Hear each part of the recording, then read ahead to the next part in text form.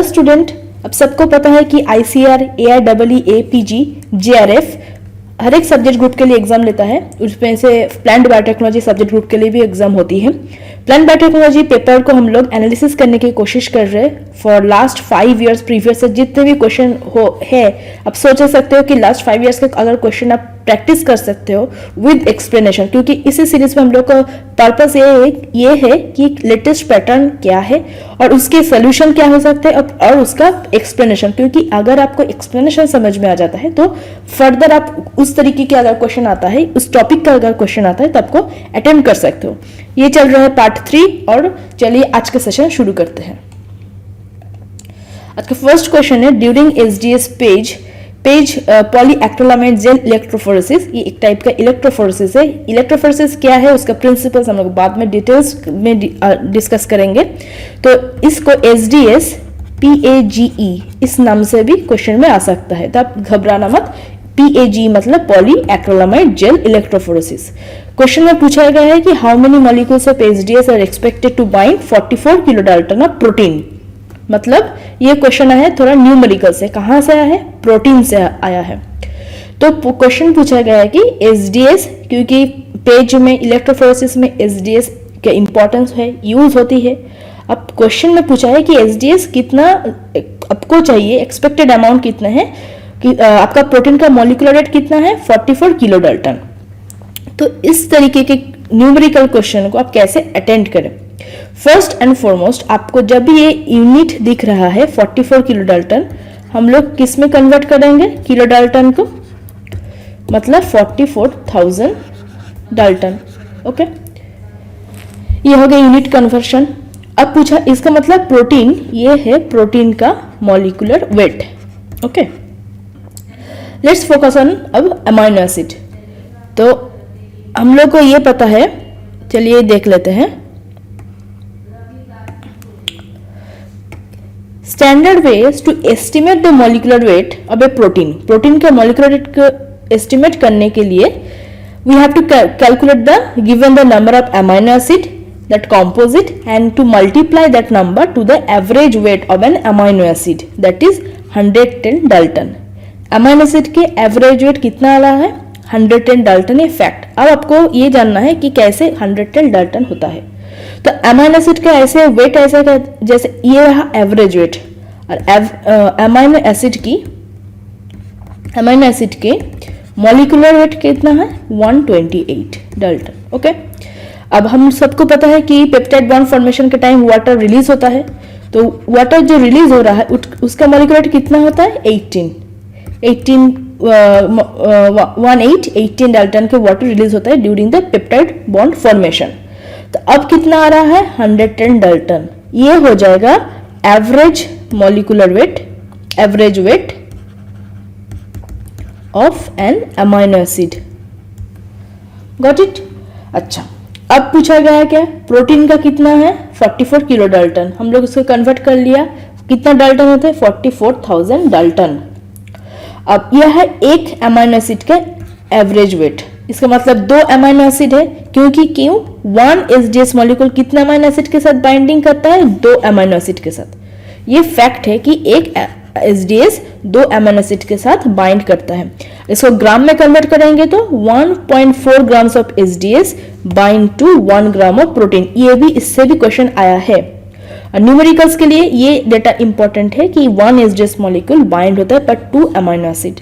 तो अगर एक अमाइनो एसिड का एवरेज वेट कितना है? 110 डाल्टन। तो 2 अमाइनो एसिड के कितना होगा? 2 का होगा 220 डाल्टन।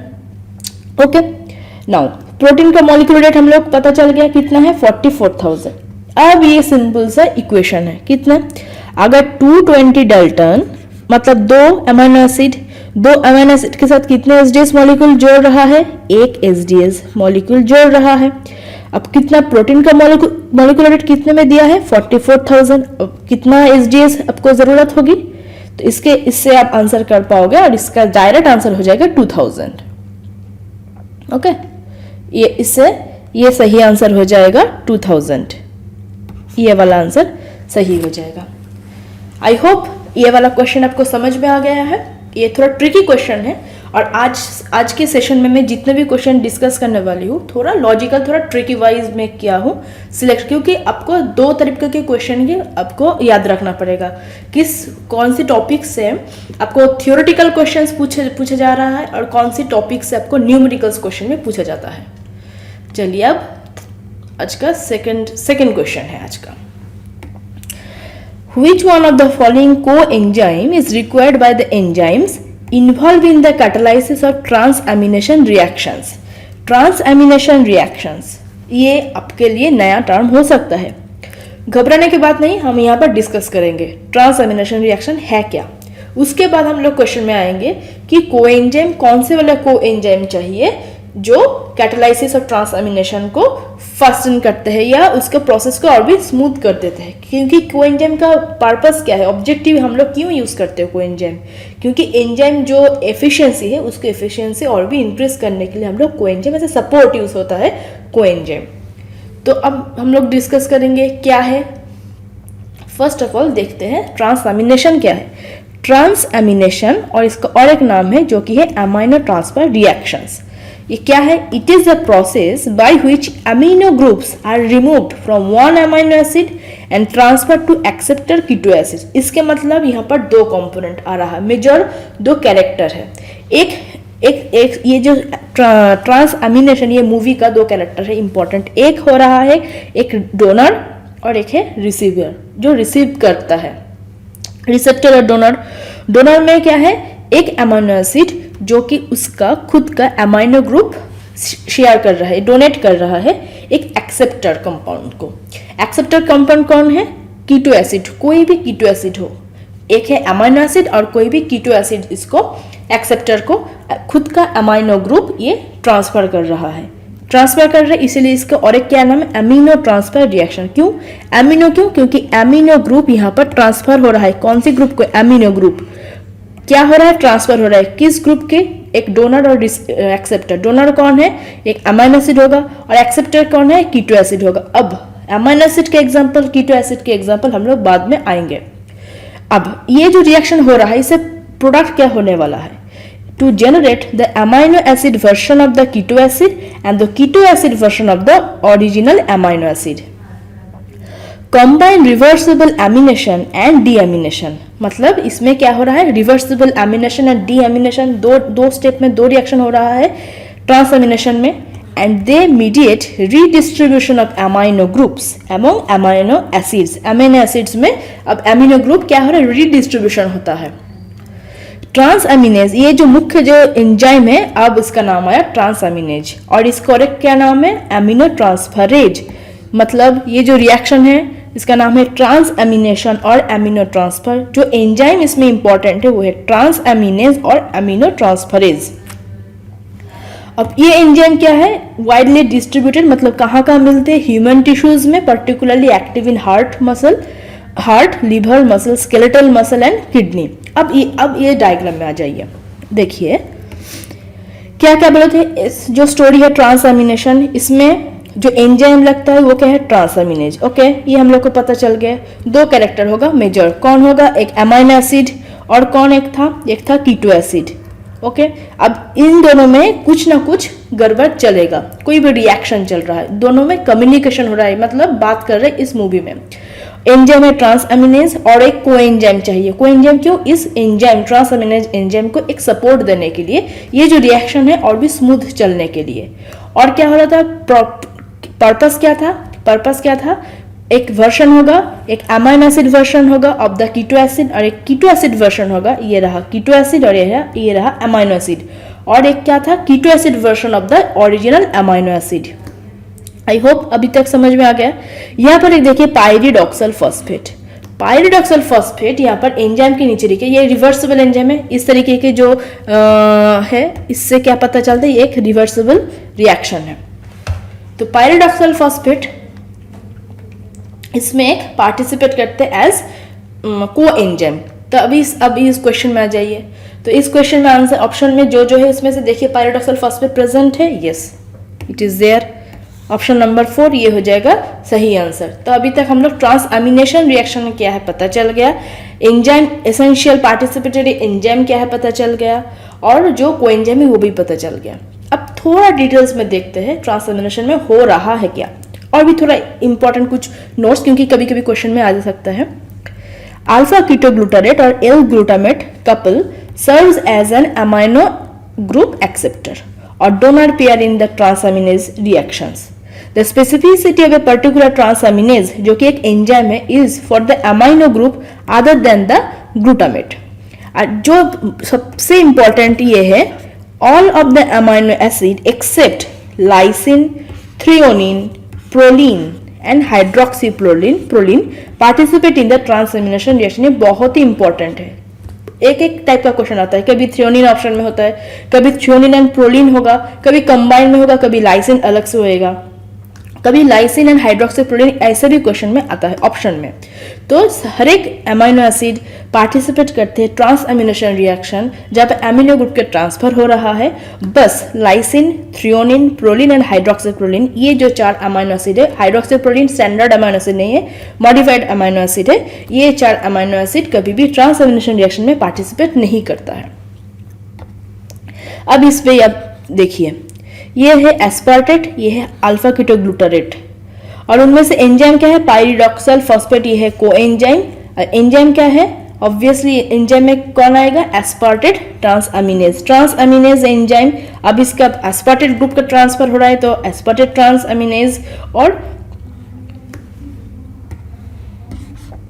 एमिनो ट्रांसफरेज, और क्या नाम है, एमिनो ट्रांसफरेज, और ट्रांसएमिनेज उसका नाम है एस्पार्टेट ट्रांसएमिनेज। क्योंकि यहाँ पर एस्पार्टेट मतलब एस्पार्टिक जो एसिड, जो एस्पार्टेट मतलब यहाँ पर क्या है, एक टाइप का अमीनो एसिड है। एस्पार्टेट का सिंगल लेटर कोड क्या है, डी है।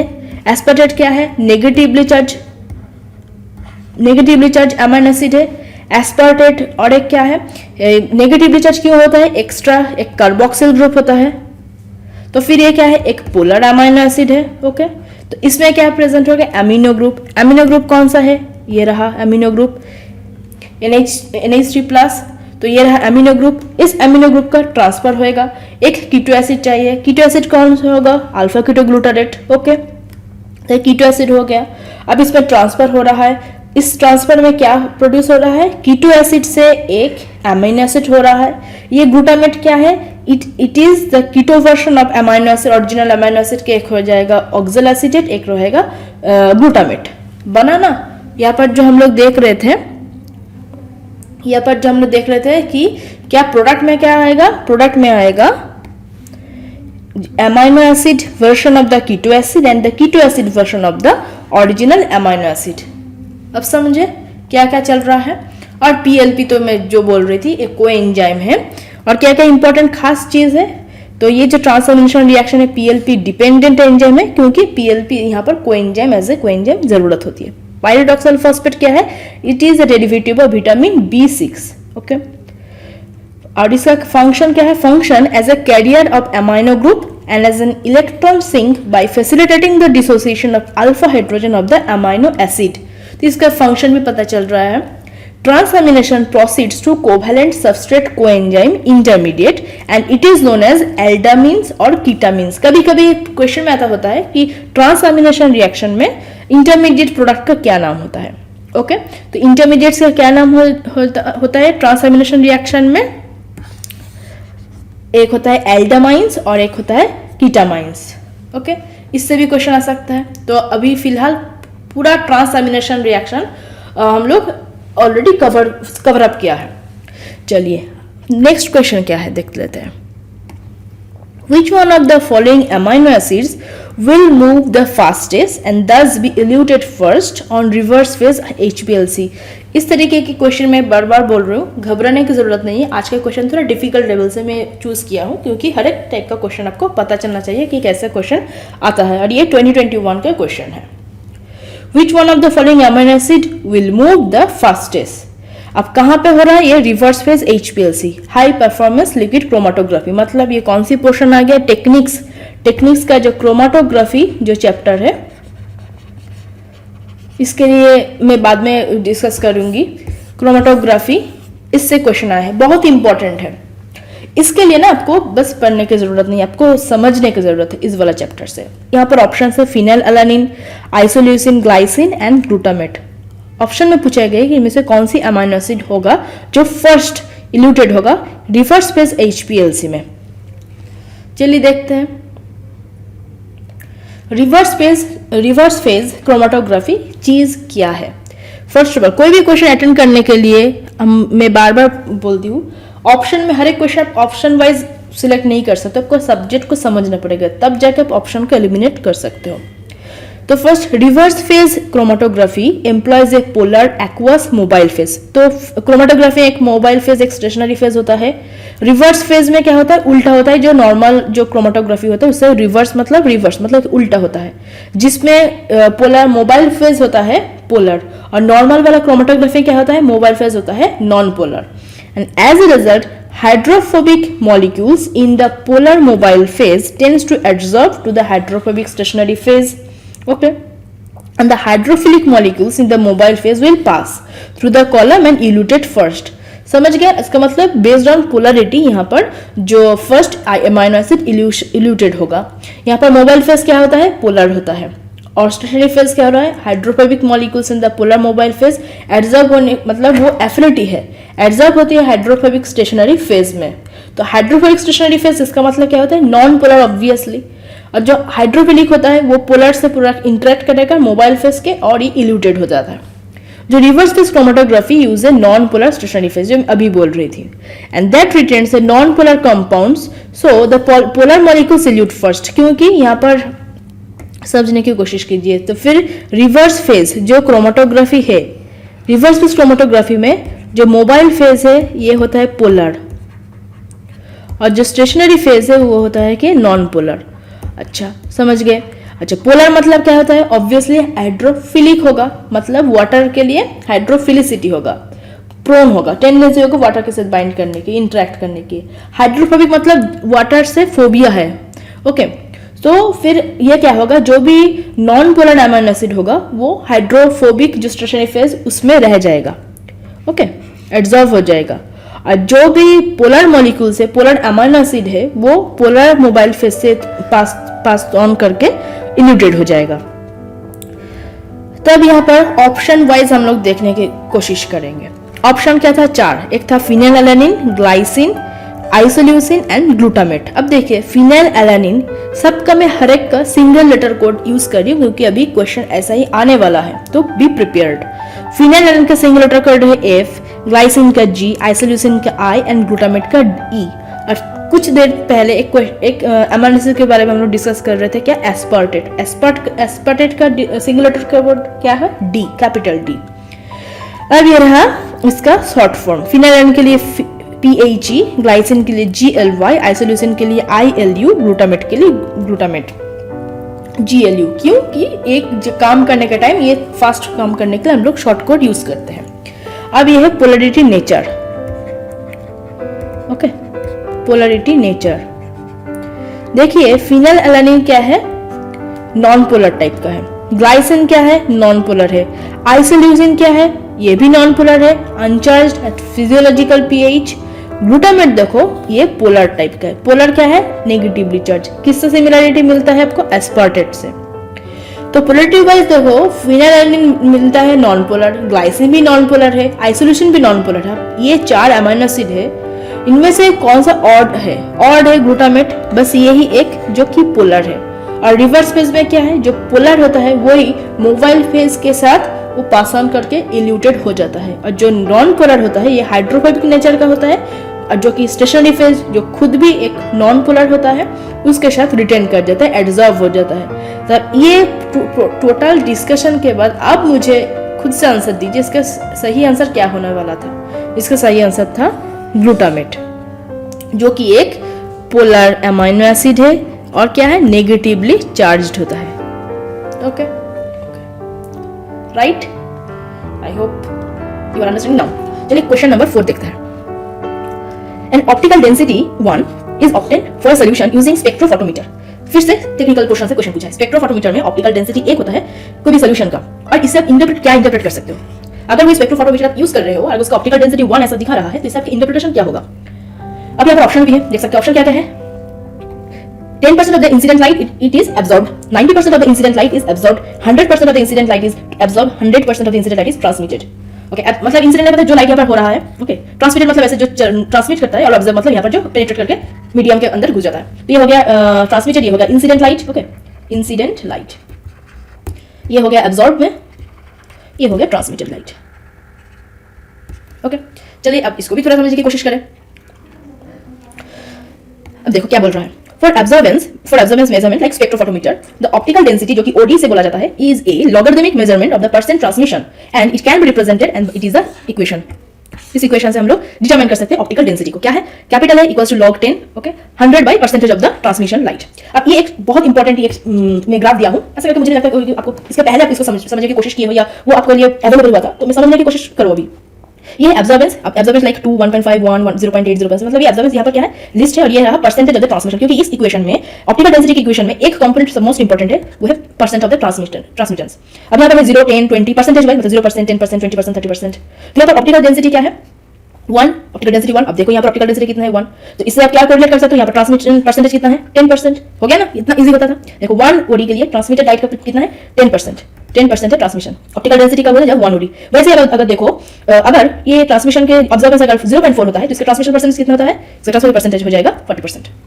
Now go back to the question. Question में क्या पूछा था, ऑप्टिकल डेंसिटी एक, और इस इंटरप्रिटेशन में क्या हो जाएगा, 10% ट्रांसमिशन। अब इस पिक्चर को देखो, 10% अगर ट्रांसमिशन हो जाता है, ओनली 10%, यहाँ पर एब्जॉर्ब कितना